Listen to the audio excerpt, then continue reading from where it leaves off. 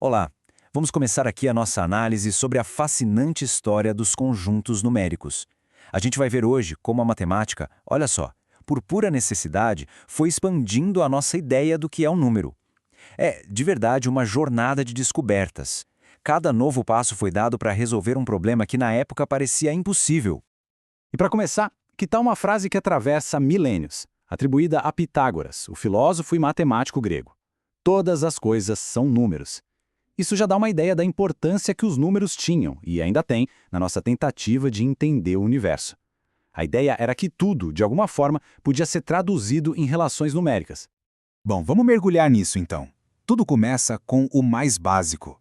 Sabe, o conjunto mais intuitivo de todos, a primeiríssima ferramenta matemática que a humanidade desenvolveu.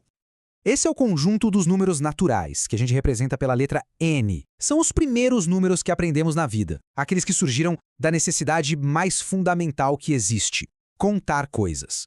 Uma maçã, duas ovelhas, três estrelas. Simples, direto e, nossa, incrivelmente poderoso para a gente conseguir organizar o mundo à nossa volta. Ok, com os números naturais, a gente soma e multiplica sem problema nenhum. Mas e a subtração? Uma conta como 5 menos 8, qual é o resultado dentro desse conjunto? Pois é, não tem. Fica um vazio, uma operação impossível de resolver. E aí, a matemática para por aqui? Claro que não! A necessidade de resolver esse tipo de problema, de dar uma resposta para dívidas ou para temperaturas abaixo de zero, por exemplo, forçou a gente a dar o próximo passo, a primeira grande expansão do nosso universo de números.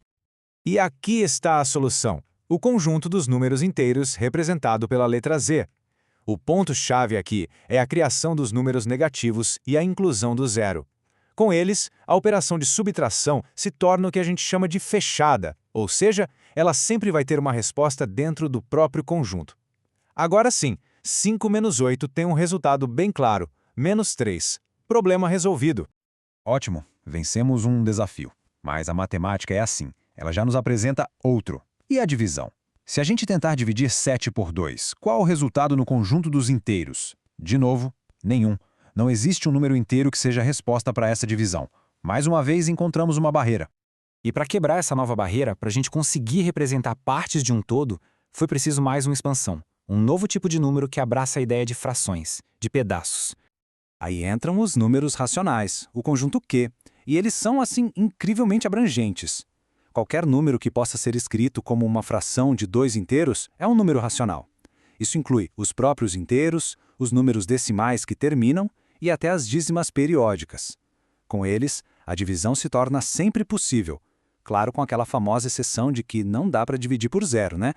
Então, agora que a gente já conheceu os naturais, os inteiros e os racionais, como é que eles se relacionam? Em vez de pensar neles como caixas separadas, vamos tentar visualizar o verdadeiro mapa que eles formam.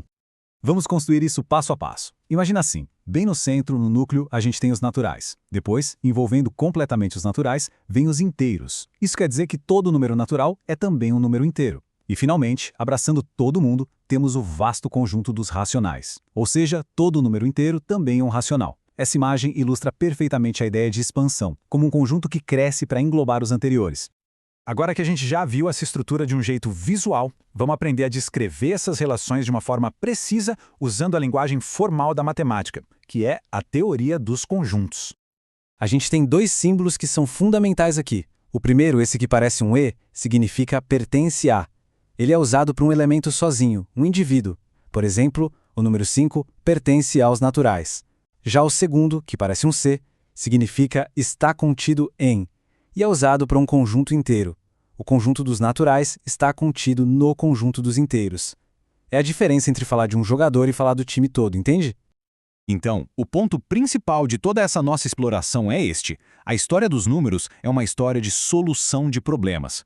Cada novo conjunto não surgiu do nada, por acaso. Ele veio da necessidade lógica de conseguir fazer operações que, no conjunto anterior, simplesmente não tinham resposta. É uma evolução movida pela busca de um sistema matemático cada vez mais completo e funcional.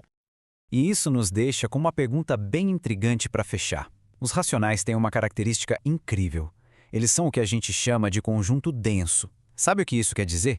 que entre dois números racionais, não importa quão pertinho um do outro eles estejam, sempre vai existir uma infinidade de outros. Parece que eles preenchem cada milímetro da reta numérica, não é mesmo? Mas, será que preenchem tudo de verdade? Ou será que, mesmo com essa infinidade toda, ainda existem buracos, pontos na reta que não correspondem a nenhum número racional? Essa é a questão que abre as portas para o próximo grande capítulo dessa jornada.